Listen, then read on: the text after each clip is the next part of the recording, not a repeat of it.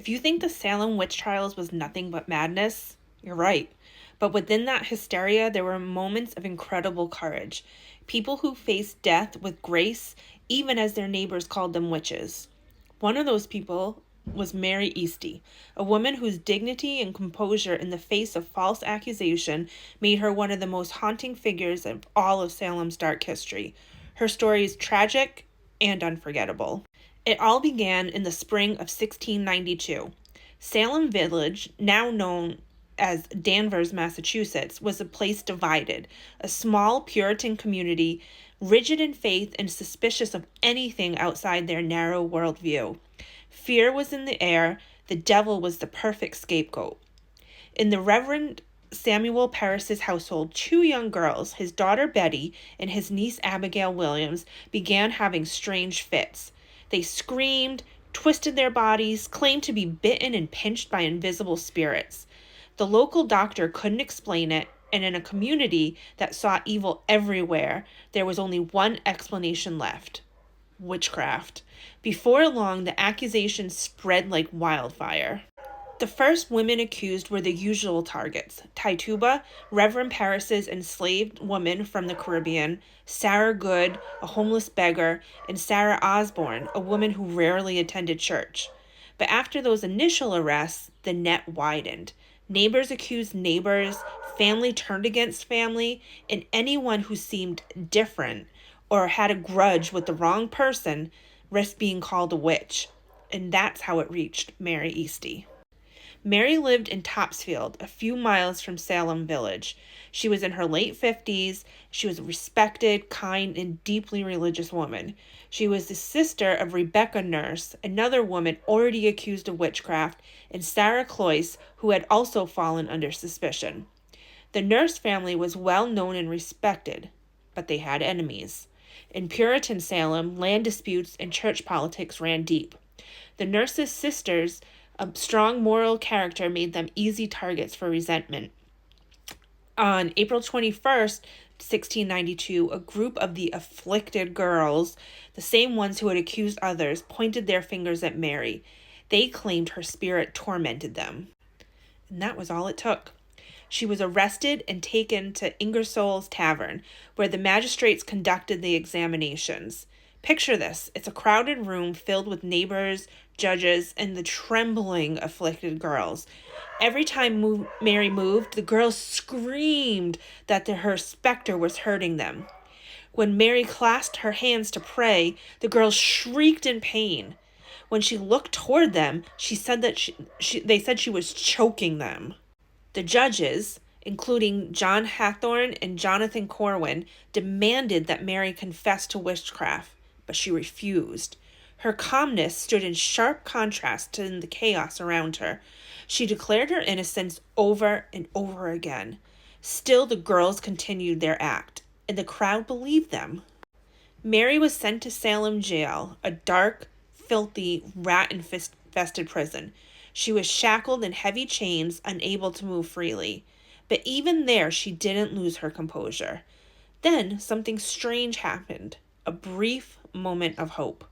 After a month in prison, the judges suddenly released her. Perhaps they realized her good reputation, or maybe they doubted the girl's testimony. Either way, she went home. Her family rejoiced. It was like a miracle. But unfortunately, that miracle did not last. Within days, the afflicted girls began screaming again, claiming that Mary's ghost was attacking them. On May 20th, she was arrested again, and this time there would be no miracle. During her second imprisonment, witnesses testified that Mary's spirits appeared to them in their dreams. They said she had signed the devil's book. One man claimed she had bewitched his livestock. Of course, none of this could be proven, but in 1692, proof did not matter. Mary stood trial before the Court of Oyer and Terminer in Salem. The afflicted collapsed dramatically on the courtroom floor as she spoke. They screamed her name, accused her of murder, and begged the judges to condemn her. Through it all, Mary remained calm. Her voice steady, she insisted she was innocent. One observer later wrote that Mary carried herself with a calmness and composure that greatly affected all who saw her. Even her accusers seemed unnerved by her grace. Stupid teenagers. No offense, teenagers. Still, the verdict was inevitable. On September 9th, 1692, Mary Eastey was condemned to die. But before her execution, she did something remarkable. She wrote a petition, not for herself, but for others. In her final words to the court, Mary pleaded, "I petition your honors not for my own life. I know I must die, but that no more innocent blood be shed." She asked that the court investigate more carefully before condemning anyone else. She forgave her accusers and prayed for them. It was an extraordinary act of grace and strength.